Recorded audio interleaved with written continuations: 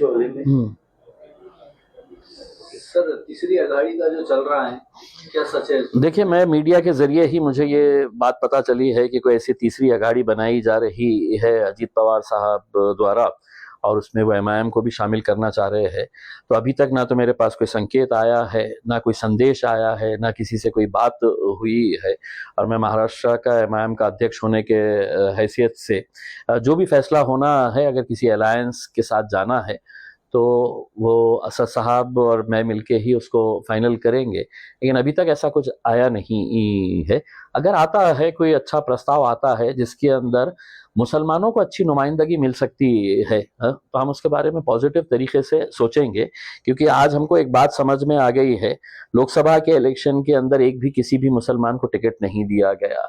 उसके बावजूद भी आज देश के अंदर हो या महाराष्ट्र के अंदर हो, मुसलमानों ने 2-2 घंटे तपती हुई धूप में खड़े रहकर वोट किसको दिया? तो सभी सो कॉल्ड सेक्युलर पार्टीज को दिया। चाहे वो उद्धव ठाकरे साहब की शिवसेना हो, शरद पवार साहब की राष्ट्रवादी हो, या कांग्रेस पार्टी को हो। और नतीजे में उन्हें तोहफा क्या मिला? तो विधान परिषद का जब मौका आया तो विधान परिषद के अंदर एक भी मुसलमान को वहां पर विधान परिषद के अंदर भेजा नहीं गया। 30 साल के बाद एक ऐसी सिचुएशन तैयार हो गई है कि मुस्लिम मुक्त विधान परिषद महाराष्ट्र के अंदर आज हमें देखने को मिल रही है। और इसकी कोई जिम्मेदारी अगर किसी के ऊपर जाती है तो वो राजनीतिक पार्टियों से ज्यादा उन तमाम लोगों के ऊपर जाती है, उन तमाम मौलानाओं के ऊपर जाती है जिन्होंने रोड के ऊपर खड़े रहकर ये कहा था कि नहीं, हमको इन्हें वोट देना है करके। तो आपने कभी ये सौदा नहीं किया है कि हम अगर आपको वोट देंगे तो आपने कम से कम हमारे 2 विधान परिषद के अंदर भेजना चाहिए, 1 लोकसभा के अंदर कम से कम जाना चाहिए। जो इकलौता एक था उसे भी हरा दिए, यही लोगों ने मिलकर हराए हैं। अब इसकी जिम्मेदारी कौन लेगा? लेकिन अब नया विधान सभा का वो आ रहा है इलेक्शन, अलायंस हो या ना हो, हम तो पूरे डट के अब मैदान में उतरने वाले हैं। देखिए साहब, अब राजनीति के अंदर ऐसा हो गया है कि रात में किसके साथ रहते हैं, रात में सोते किसके साथ है, सुबह उठने के बाद है तो किसके साथ चले जाते हैं, ये पूरे महाराष्ट्र देख रहा है। छगन भुजबल साहब किससे मिलना चाहिए, कहाँ जाना चाहिए, ये उनका जाती इख्तियार है करके, इसमें मैं क्या बोल सकता हूँ करके। लेकिन अब राजनीति बहुत घटिया लेवल के ऊपर आ चुकी है महाराष्ट्र के अंदर। सब अपना अपना जाती मफाद, जाती फायदा देखने के लिए कर रहे हैं। और इसमें सबसे बड़ा खामियाजा अगर किसी को भुगतना पड़ रहा है तो वो मुसलमानों को भुगतना पड़ रहा है।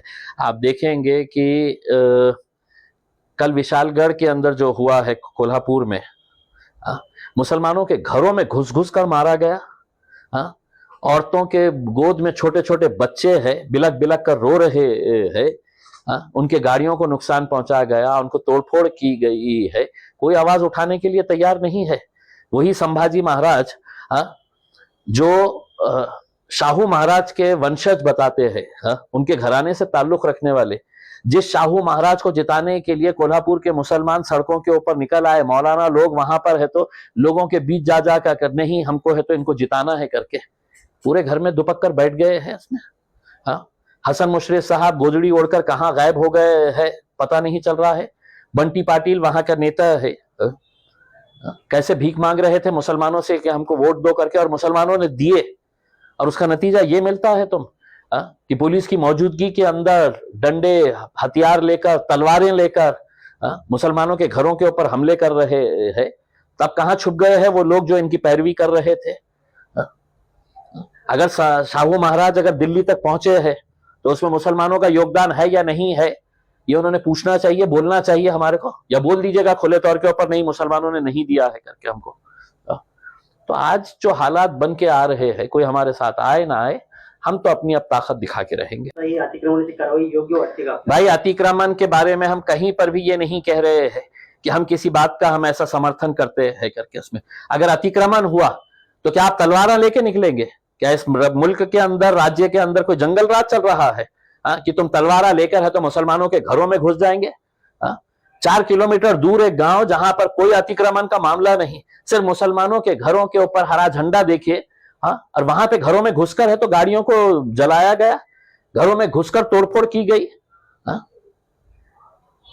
क्या क्या अब ये इस तरह का राज चलने वाला है? तो हमको भी बता दीजिएगा कि साहब अब जिसके हाथ में लाठी रहेगी भैंस उसकी रहेगी करके। हाँ, तो हम भी कोई कमजोर नहीं है, हम भी लाठी उठाने के लिए तैयार है अगर आप हमको मजबूर करना चाहते हैं तो।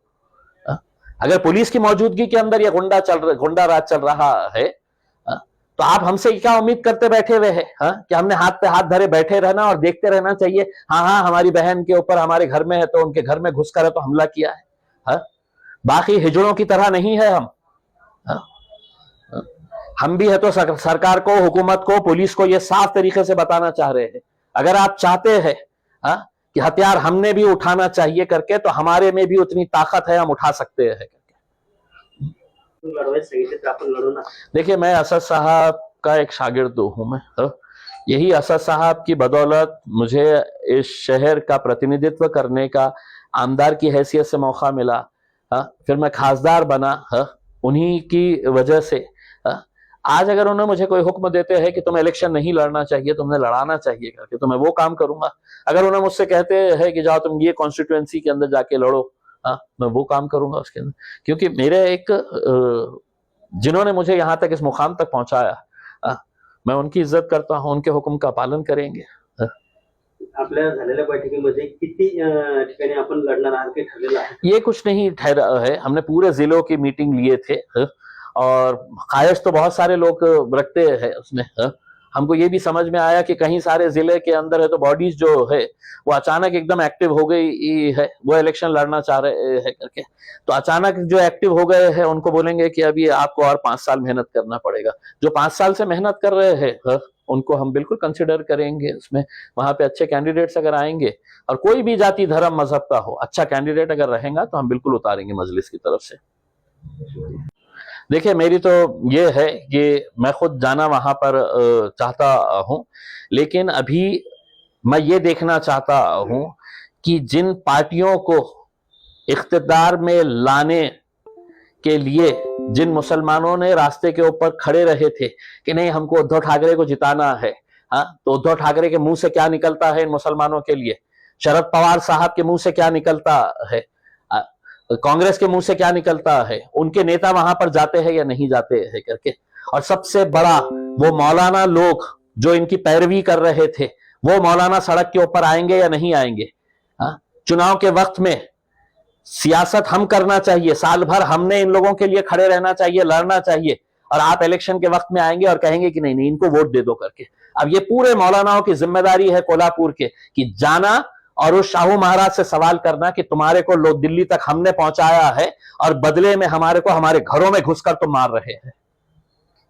देखिए, पुलिस ने वहां पर भारतीय जनता पार्टी और एकनाथ शिंदे की शिवसेना के कार्यकर्ता की तरह काम किया है। वहां पर उस वर्दी को शर्मिंदा किया है जिस वर्दी के अंदर आईपीएस ऑफिसर्स और सीनियर ऑफिसर्स वहां पर खड़े हुए थे। उसमें उतार दीजिएगा, वो वर्दी उतार दीजिएगा, भगवा चोला ओढ़कर राजनीति के अंदर आइएगा, लेकिन जब तक वो वर्दी है तो उसका सम्मान और इज्जत करते हुए जो ड्यूटी जिसकी कसम खाए है आपने कि हम देखेंगे नहीं कि कौन सी जात का क्या है करके, जहां पर भी लोगों के साथ नाइंसाफी पुलिस की मौजूदगी के अंदर इस तरह की गुंडागर्दी चल रही है, तो हम तो ये सवाल करेंगे फडणवीस साहब, एकनाथ शिंदे साहब, बताइए, अजीत पवार साहब बताइएगा कि किसने पुलिस वालों के हाथ बांध के रखा था, या वो पुलिस वालों ने बताना चाहिए कि अब हम पुलिस की नौकरी नहीं करते हैं, हम जो है अब वो हमारे आकाओं की, हमारे राजनीतिक पार्टी के जो आकाएं हैं जो हमारा ट्रांसफर करते